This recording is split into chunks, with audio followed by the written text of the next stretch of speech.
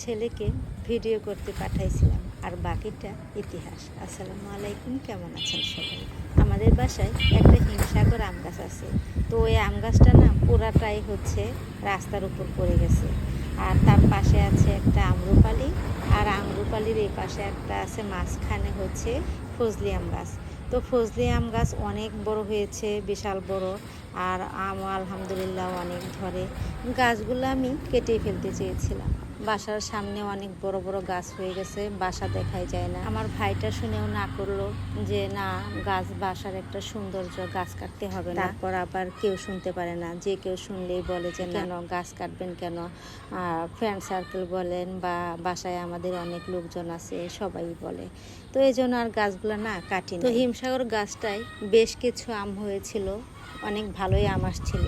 তো রাস্তার উপরে তো মানুষ যাইতে আইতে দেখা যায় যে ছিঁড়ে খেয়ে ফেলে, গাড়ি থেকে উঠে পারে, রিক্সায় দাঁড়িয়ে পারে, বা এমনিতে ছোটো ছোটো বাচ্চারাও আশেপাশের অনেকে আইসা দেখা যায় যে বড় লাঠি নিয়ে আইসা পায়রা নিয়ে যায়।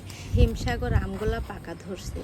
আর আমার ছোটো বাবাইটা শুক্রবার জুম্মার নামাজ পড়ে আসার সময় একটা পাইছে। আর হচ্ছে খালাও বলল, মানে আমার হেল্পিং হ্যান্ড বলছিল যে আম তো পেকে গেছে, পারছেন না কেন, আর রাস্তায় পড়ে যাচ্ছে, আমি দুইটা পেয়ে নিয়ে গেলাম। তারপর হাজব্যান্ড আম পাড়তে গেছে, আর আমার ছোট বাবাইটার সঙ্গে গেছে। তো আমার বড় বাবাইটাকে বলছি যে তোমার বাবা আম পাড়তে গেছে, গিয়ে একটু ভিডিও করে নিয়ে আসো। তো আমার বড় বাবাইটা গেছে, ঠিক আছে। আমি আবার বলেও দিছি, তুমি কিন্তু সবগুলো আম গাছ ভালোভাবে দেখাবা, আর আম গাছের নিচে পড়ছে কি না ওটাও দেখায় নাই। তারপরে আবার হচ্ছে ফজলি গাছের আমরুপালি এগুলাও ভালোভাবে দেখাইতে বলছি, ওগুলাও দেখায় নাই। তারপরে আমি আবার বলছি, এটা তুমি কেমন ভিডিও করলা বাবা, তুমি তো আম কিভাবে পারলো আর গাছগুলাও তো ভালোভাবে শেয়ার করনি। তো আবার গেল কাঁঠাল গাছের কথাও আমি আবার বলছিলাম যে হচ্ছে কাঁঠাল গাছগুলাও একটু শেয়ার করো। তো আবার গিয়ে কাঁঠাল গাছটা করলো, ব্যাগের মধ্যে আমগুলা একটু দেখাইলো। কিছুক্ষণ আগে আপনাদের সঙ্গে আমি শেয়ার করেছি। তো আমগুলো আমি বেছে বেছে যেগুলো বেশি পেকে গেছে এগুলো আমি কেটে নিচ্ছি। আর একদম বেশি পাকা আম কিন্তু আমি একদমই খাই না। আমার বড় বাবাইটা তো আম খাই না, টোটালি না। তো হচ্ছে আমিও খুব কম খাই, শক্ত আম থাকলে দু একটা খাই, আর হাজব্যান্ড খাবে আর আমার বাবাইটা। তো আসলে আমার বাসায় অনেকগুলা গাছ থাকতেও না আমার ঘরে কিন্তু মানে দু একটার বেশি খায় না। তো আমি আসলে সব আম আলহামদুলিল্লাহ সবাইকে দিয়ে দেই।